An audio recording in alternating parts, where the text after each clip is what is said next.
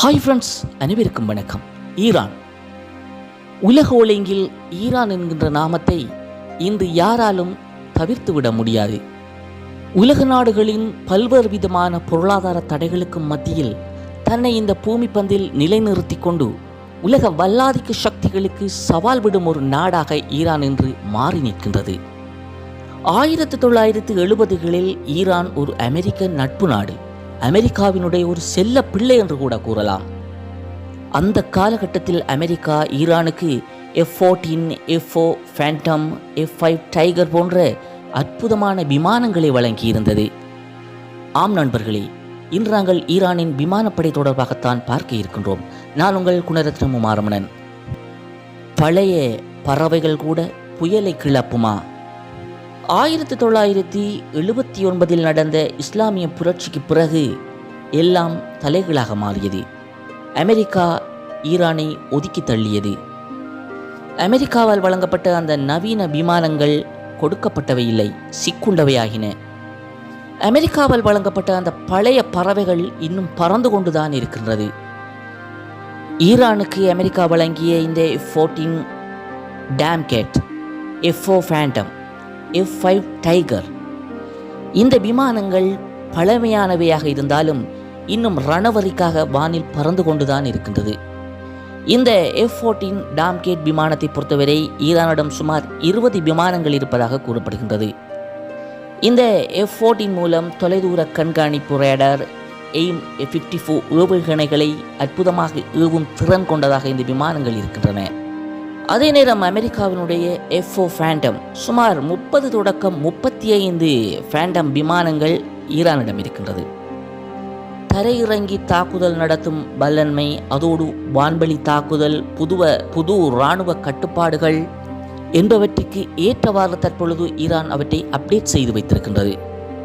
அதே நேரம் அமெரிக்காவினுடைய F-5 டைகர், இந்த F-5 விமானங்கள் சுமார் 25 தொடக்கம் 30 விமானங்கள் ஈரானிடம் தற்பொழுது இருக்கின்றது. இந்த விமானத்தை பொறுத்தவரை இது ஒரு இலகு பல்துறை போர் விமானமாகும். தற்பொழுது ஈரான் இதனை தனக்கேற்ற வகையில் தனது தொழில்நுட்பங்களை உட்புகுத்தி மாற்றியமைத்து வைத்திருக்கின்றது. அதே நேரம் ஈரானும் தற்காலத்தில் இந்த விமானங்களை அடியொற்றி தற்பொழுது உள்நாட்டில் சில போர் விமானங்களை உற்பத்தி செய்து வைத்திருக்கின்றது. விசேடமாக ஷாயேக், அதாவது அமெரிக்காவினுடைய F-5 தழுவி உருவாக்கப்பட்டதுதான் இந்த ஷாயேக் விமானமாகும். இரட்டை வாள்கள், மேம்பட்ட சுழற்சி திறன், ரேடார் கண்டறிதலை குறைக்கும் வண்ண வடிவிலான ஒரு அமைப்பு. இந்த ஷாயேக் விமானம் அமெரிக்காவினுடைய F-5 தழுவி அமைக்கப்பட்டிருக்கின்றது. அதே நேரம் ஈரானால் இன்னொரு விமானமும் அமைக்கப்பட்டிருக்கின்றது, கௌஷர். முழுமையான கண்ணாடி வழிகாட்டும் மையம், இரட்டை பயணிகள் பயணிக்கக்கூடிய விதத்தில் அமைக்கப்பட்டிருக்கும் இந்த விமானமானது புதிய கணனி மற்றும் இராணுவ கண்காணிப்பு அமைப்புகளை நிறுவி உருவாக்கப்பட்டிருக்கின்றது. அதே நேரம் அமெரிக்காவினுடைய F-5 அடிப்படையாக கொண்டு மேம்பட்ட வான்வெளி தாக்குதலுக்காக அஷரக்ஸ் என்கின்ற ஒரு விமானத்தையும் ஈரான் உருவாக்கி வைத்திருக்கின்றது. ஈரான் இன்னும் ஒரு விமானத்தை உருவாக்கி இருக்கின்றது, ஹாகர் 313. இந்த விமானங்கள் எல்லாம் காட்சிக்காக உருவாக்கப்பட்டதா, உண்மையில் இவை பறக்கின்றதா என்பது தொடர்பான எந்த விதமான எவிடன்ஸும் இதுவரை உறுதி செய்யப்படவில்லை.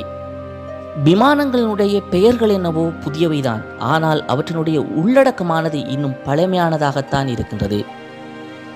ஈரானுடைய விமானப்படையை பற்றி மட்டும்தான் நான் இவ்வாறு குறிப்பிடலாம். ஈரானுடைய ட்ரோன் படை மிகவும் சக்தி வாய்ந்தது. இன்று உலகமே ஈரானுடைய ட்ரோன்களை பார்த்து அச்சப்படுகின்றது.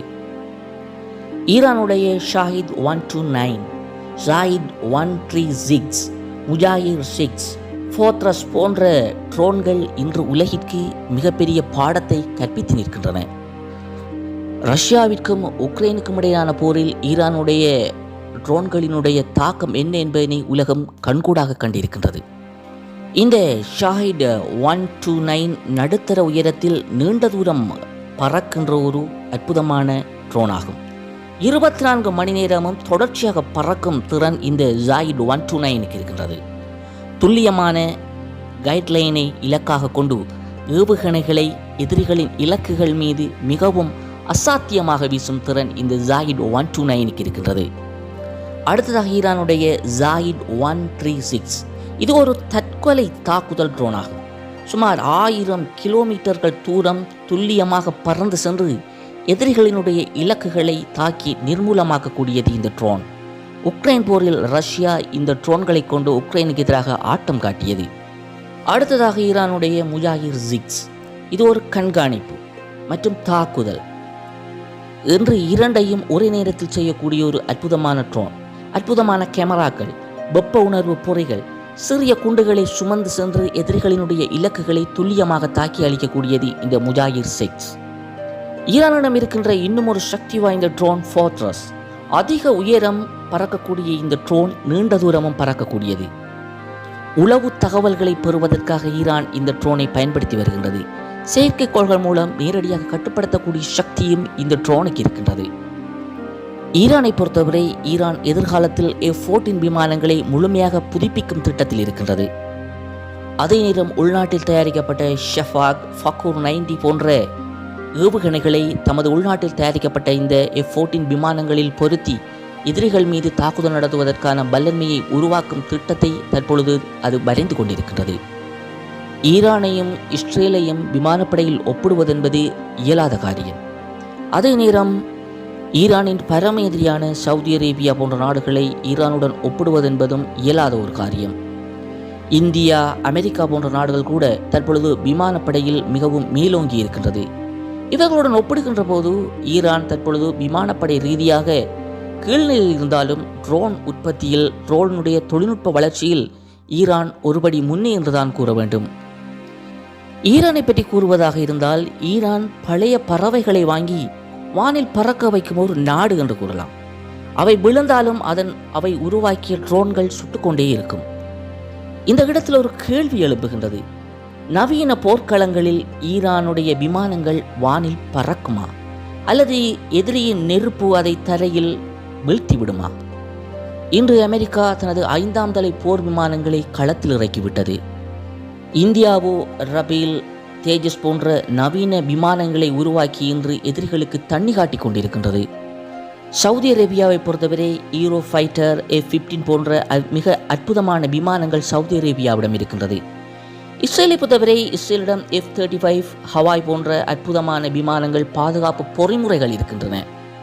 இவை எல்லாவற்றுடனும் ஒப்பிடுகின்ற போது ஈரானுடைய விமானப்படை என்பது கேள்விக்குறிதான்.